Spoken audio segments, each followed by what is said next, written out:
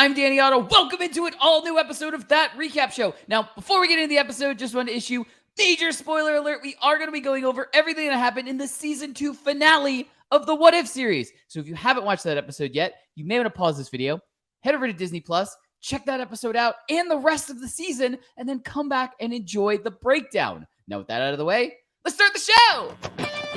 Poppin' Off presents That Recap Show.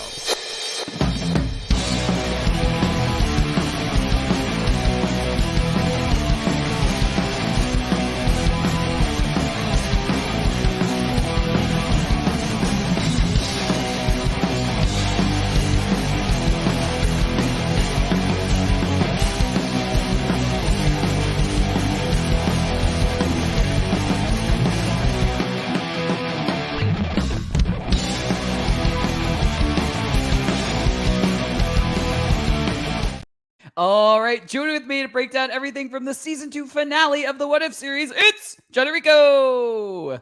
Hello. Are you doing wax on, wax off? I was washing the window lately. I don't know why I did that.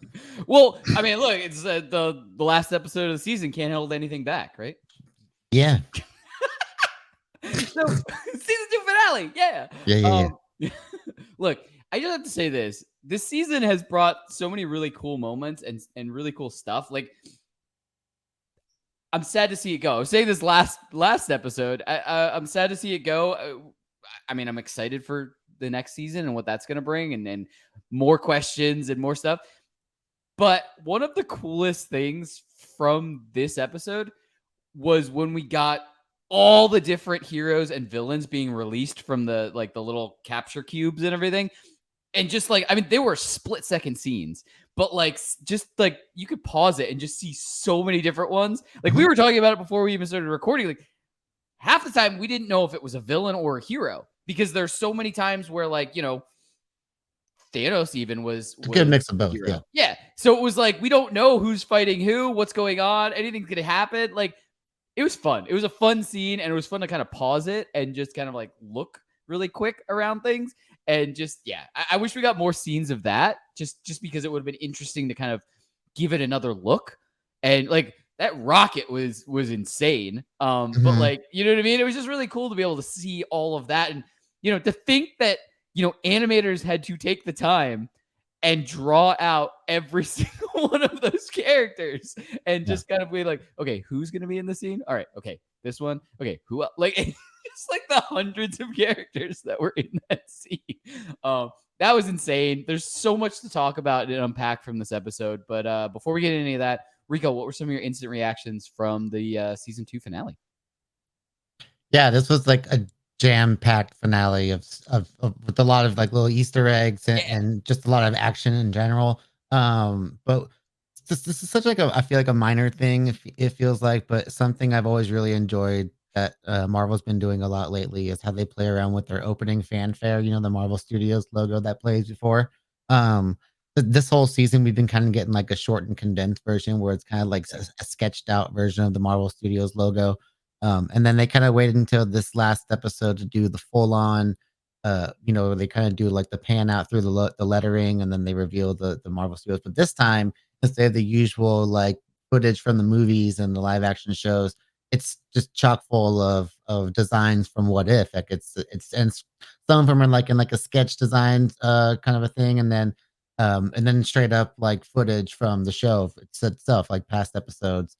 And I just had I thought that was a really cool way of how we got this What If version of the Marvel fanfare. Yeah. And it was just kind of it was just really a cool little thing to enjoy. And they did it at the Loki finale too, where they kind of did it the play on it, where they did it backwards. Yeah. And so each show is getting its own little spin on the Marvel fanfare, and it's just a lot of fun to see from my point of view.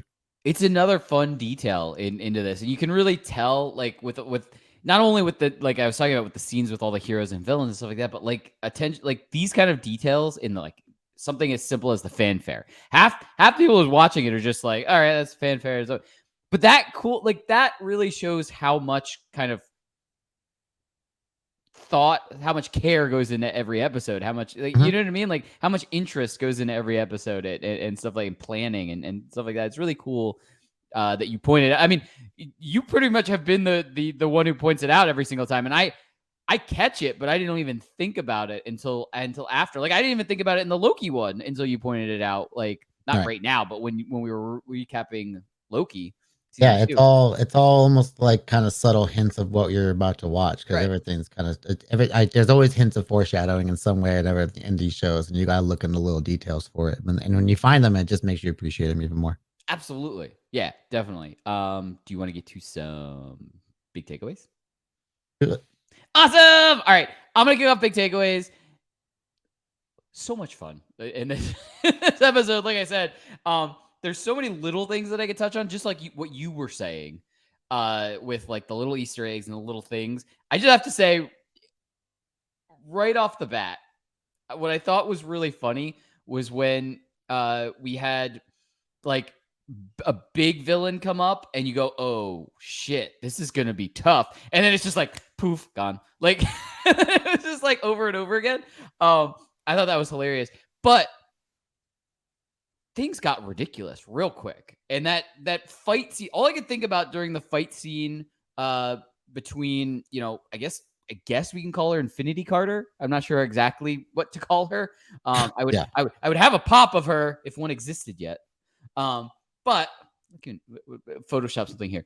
Anyway, but I kept thinking that during that final fight, which was a big chunk of the episode, it felt like a video game like final boss battle type of thing where you get different stages. Like you go, oh, that wasn't so bad, and then it's just like new form, and like you see the health bar like triple in size and stuff like that. And then you have to like get that one all the way down, and like maybe you'll get a critical hit and it'll like go away for a second, and then it'll come back in a different form. Like it was just crazy how we kind of got like that over and over and over again type of thing. And it seemed like he Supreme Strange had been overpowered, and then nope, like he's back. It's again, like type of thing. Yeah. So it was really cool to kind of see it. And I mean this in the best way possible. Like I'm not saying, oh, that was just like a video game. I thought that was fun. Like that was cool to kind of have that aspect of the battle where we kind of got it in stages, and we kind of, it felt very familiar. Like in that way, anyone who plays video games and has played, video games like that, like I'm thinking of like a Legend of Zelda video game type of thing. Like, but yeah, it's just a lot of fun in this episode. And I almost want to rewatch it just looking out for all of like the Easter eggs and a lot of these characters that we, saw for split seconds. Cause like, I didn't even think of when we were getting like all of the extra stuff thrown to Carter. I didn't even think like, oh shit, those are the multiverse guardians from the first season. Like I didn't even click. I was just like, oh, it's just a version of somebody who has Thor's hammer throwing it to it. Like that was a cool detail, and you had to tell me about that type of thing. But before I get like just pointing out and making lists of things I liked, Rico, what were some of your takeaways from this season finale? Yeah, I didn't write one down because there was just so much that I really did enjoy about this. I couldn't really like pinpoint one thing in particular, but there's a couple things that really stood out to me that I really like. I really did like the way they play off of the dynamic between Captain Carter and Strange Supreme, being of course that they know each other, they are friends. Yeah. And they've kind of gone through this big battle once already, but of course, they're also kind of, this is essentially like a big sequel / like wrap up to Strange Supreme's story. And it's just kind of, it's tough to see a character that's still like stricken by grief still, that just like it consumed him to an important point where he was just basically capturing anybody he could to kind of help do this forge thing to help bring back Christine. And he's a classic example of like the you either die a hero, you live long enough to see yourself become the villain. And it's also basically the monsters that was inside of him too, because it ultimately ends in this heroic act on the real Stephen when you see him holding the monster back, and he kind of gives this one last sacrifice so that Christine can live, but important, like the watcher say, he doesn't get to live to see it. So I think they did a great job kind of wrapping up that kind of like tragic story on his end. It's a happy ending, but it's a bittersweet ending for that character. And it also kind of sucks. It's like, oh, would have liked to see more of him in the future because this is this that. But it was a good wrap up for the character itself. But I really like the way they play off the whole um the difference between him and Christine and Peggy and Steve and how they kind of played off of that. Like and you know, Carter being like, Steve would never want me to do this. I would never go to this level for Steve. And Right. even Strange is like, yeah, well, you know, got to pay the price, whatever. But another thing is, I also love that you know that Kahhori is really like a big character in this. And there's a fun fact about that character. Now that I've watched the Echo show, is that the same character from who plays Bonnie and Echo is actually the voice of Kahhori. So I think it was really cool Nice. that yeah. So it's a cool little tie that when you watch Echo. You'll kind of see this character and be like, "Oh, that's the voice of Kahhori," and What If. So that's a cool little like kind of tie in there. Which but it makes you wonder what's going to happen with the future if there's a live action Kahori, because I can't imagine you can have her playing two versions of the same character. But that's diving into some different area there. But yeah, this is a fun. The whole final battle is just crazy because the way it ends up is just like, hey, we're gonna throw every single Marvel weapon at Kahhori and Captain Carter, and they're just gonna go off. And I really like that one of the main strikes that takes down Strange is basically Carter holding all of the stones at once and punching Strange Yeah. Supreme, which is essentially like a snap on his face, and that's what essentially like kind of defeats him. But yeah, they did a really great job kind of balancing all these different things and just making it a fun ride throughout the whole way. Like, you know, it was just yeah, this is an example of like a fun action-filled finale that you want to see like in an animated series like this. Yeah, absolutely. And you know what's really cool? I was actually thinking about this. Kahhori is like she's basically like Scarlet Witch, but like a good. I mean, Scarlet Witch has always been kind of playing the sides almost type of thing, where like sometimes she could be pulled to the dark side, other times she's fighting for what's right and stuff like that. She's able to kind of go between them. But Kahhori, as we learned in her episode, she is doing what is right all the time, type of thing. So she's like kind of got that solid. I'd put her in the same category as Steve Rogers, as Peggy Carter, where like they know the right path all at all times. Like they're not questioning it. They're not moved or deterred by like great emotion and stuff like that. So I really do hope at some point we do get a live action Kahhori. And look, the actress, now that she is in the Echo series in live action, she's only a half a step away from playing a live action Kahhori. Like that's even closer. As far as I'm concerned, like she's there. She's there now. She's already been employed by Marvel. It's like when you work in a company and you're like, "Oh, I kind of want to work in a different area of that company." And you're already in, so like it's an internal hiring still. Like I'm just saying, come on, Marvel. Like you're there. Let's get live action Kahhori. But but yeah, I that thinking about the kind of progression of Supreme Strange. So he went from Hero Strange to Villain Strange, back to Hero Strange because he had to basically repent for what he did to his universe by holding everything together with Infinite Killmonger and Infinite Ultron, and then went back to villain, then went back to hero in the last second. Like that's so many different like shifts in character there. Yeah, a lot.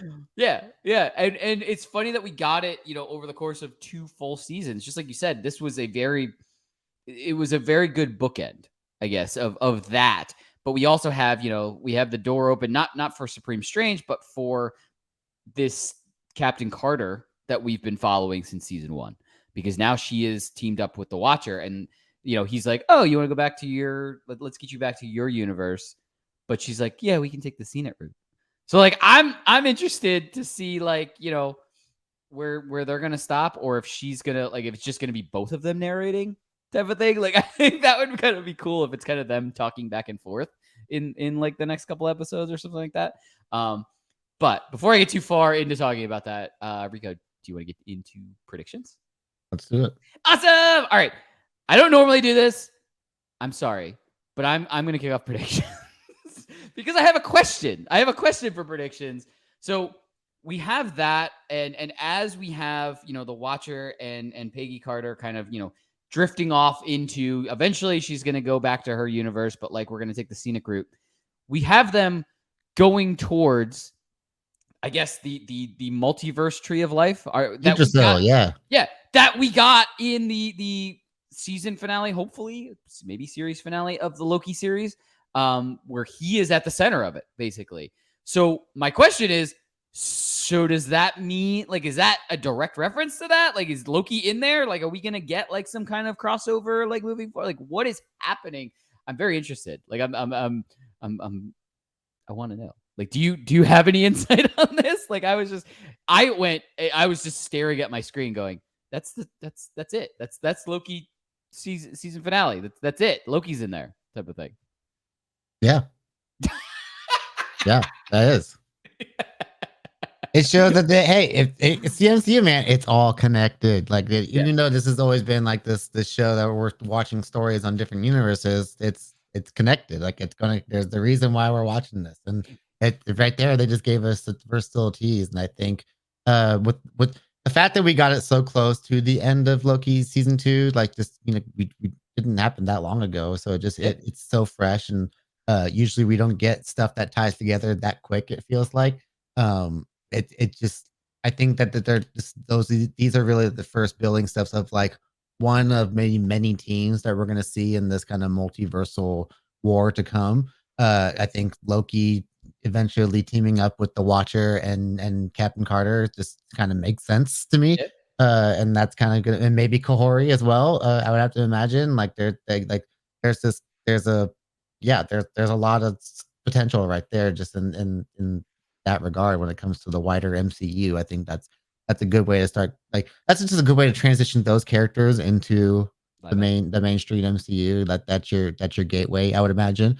And of course, just who doesn't want to see a live action version of Jeffrey Wright as the Watcher, in my opinion. Yeah. What would be really cool as an in-universe explanation to why he's been kind of narrating the seasons 1 and 2? What if he was narrating to Loki all of this time? Like, he's just talking, like, just kind of telling everything about these different universe glimpses to Loki. Like, at some point, like maybe the end of season 3, what if it just faded out and he's really just this whole time been talking to Loki? Could be. You never know. Like, there's the god of stories, and the whole time that Watcher's telling him stories. So there's you could definitely find some way to weave that in somehow, I would imagine, or just the fact that the Watcher maybe felt something that when Loki tied all the timelines together, that he felt like there was somebody else to kind of help him watch the timeline. So it's just kind of like a connection that they have now. So maybe that's going to put Loki in touch with that, like, kind of like fifth dimension, like that kind of the Watcher is living in, that the scenic route that him and Captain Carter are on. So I think we're learning a lot about different dimensions, I think, post Endgame with, Talo and this and the Noor dimension and Miss Marvel. Like, we're really diving into some pretty wild stuff here. And like, there's really anything is fair game. But we also have a season 3 to look forward to as well. Like, there's more stories that they're gonna tell. You and I just watched the preview for the what seems like the episode that got left out of this season, which is what looks like the like lethal weapon, but with Red Guardian and Winter Soldier, who he calls the Winter Fox, which I thought was really funny. So we have stories like that to look forward to. We're talking about the all, like, the crystal balls within Doctor Strange's, and what do you call it, the infinitum, or whatever, instead of the Sanctorum. So we had the Cowboy Loki has got to be an episode at some point. There's like that Asgardian, like Hulk Surtur being that, that glowing green Hulk, the Asgardian. I don't even know what it was, but I want to know what the story is behind that. There's the Rocket Raccoon that you were talking about. Which I want to know what makes him so dangerous. Even though we know Rocket Raccoon is dangerous. And then, but they also had some of the older ones, like the Collector that gets buff in season 1, and they had Little Boy, Peter Quill, and they had regular Star-Lord, but one of the interesting ones I saw in there is they had Corvus Glaive, one of the Black Order members, in there, and I want to know that story. Like one of the Black Order members betrays Thanos. Like what's the story there? You know, yeah. But there's definitely they have a lot more things that they're teasing with us for what season 3. I feel like, and I'm very excited to see what they're gonna give us. Same. I cannot wait. It cannot get here soon enough. I mean, there's not even a release date for it. We just saw the little glimpse, and you're probably right. That probably is, leftover stuff, leftover episode. But yeah, the sky's the limit. These, it's so exciting. Like I said, when we get the new season of things, or we get the teaser trailer and stuff, and we can look at little snapshots of what we're gonna expect in the next season. But we're probably pretty far off from that. I want to see them start diving into later characters that they started working on too. Like I want to see a what if for Moon Knight or something like that, or something involving Kamala Khan. I wanted them to start weaving in some of these newer characters, because I feel like the what ifs are kind of more older character centric almost. They kind of throw in some newer ones here and there, but I feel like they're just kind of giving love to kind of the older actors, and it's just a good way to kind of use those characters for stories, and that makes sense. But I want to see something where they're interacting with some of our newer characters and just make it something we're used to, and when we see it in live action as well. So yeah, hopefully we get some stuff like that, like Eternals, and more stuff like that in the cosmos. Yeah, all that stuff. Absolutely. I'm here for everything. I think there's no wrong answer. I think the what if better Gore the God Butcher story.